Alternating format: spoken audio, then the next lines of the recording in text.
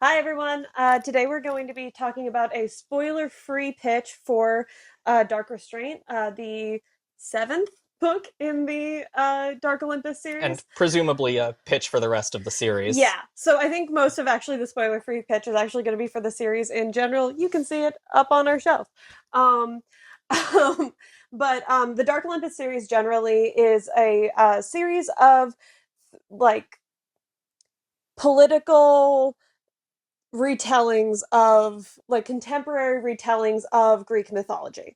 So you have the gods of Olympus are ruling a city that is completely closed off from the rest of the modern world, but they still have like technology and phones, all that different It's stuff. largely non-magical. It's largely non-magical, except they have a barrier that is Details of the barrier unclear. yeah, it's one of those things where it's like, is this technology? Is this actually magic?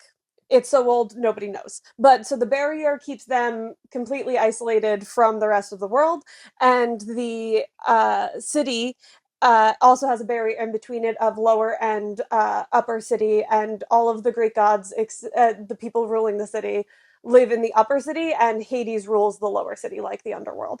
So the first book is Hades and Persephone, and kind of kicks you off with everything. Every single book is a different point of view, characters where you get both sides of the romance. Sometimes you get more because there are more people. This has a lot of polyamory in it, which is really wonderful.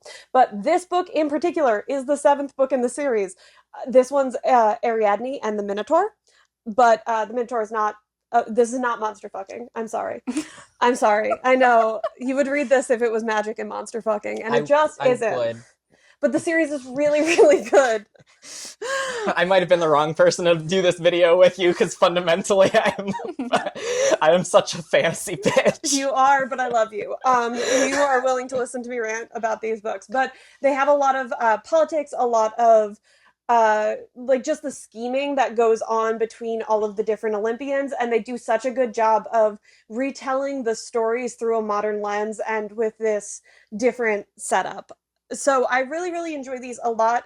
This one, specifically, the relationship is very touch her and die. It's very the Minotaur and Ariadne grew up together, and if you are here because of our Domne kind of vibes that we enjoy, I describe this as a very Hua Chung and Shellyan relationship of like the Minotaur met Ariadne as a kid and immediately imprinted on Ariadne and was like, I'm going to marry you someday. Um, and did. We So respect goal-oriented main characters in this household. yeah, so the Minotaur is very we are have decided to be together. This book has a lot of trigger warning for um, dealing with abortion in a really, really good way. But the main character does historical off page have an abortion.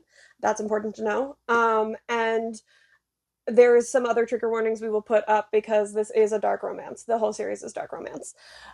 But I think that's what I've got for spoiler free. It's so hard to talk about the seventh book in a series without talking about Yeah, any of the major strong plot points. choice there, babe. Well, I just read this one. It's so good. We are about to put up another video in the near future with me being able to lose my mind and dig into the spoilers of both the series and also this book, because this book was really fun and really good. It was probably the one I was least looking forward to in terms of the pitch of the romance, but somehow it ended up being a very, very good time, and I was not expecting to enjoy it as much as I did in comparison to the rest of the series, which has a lot of polyamory and some Greek myths that I'm personally more attached to. But yeah, Yeah. stay tuned for that video and check out this series. It's so good. Read Hades and Persephone falling in love in Dark Olympus.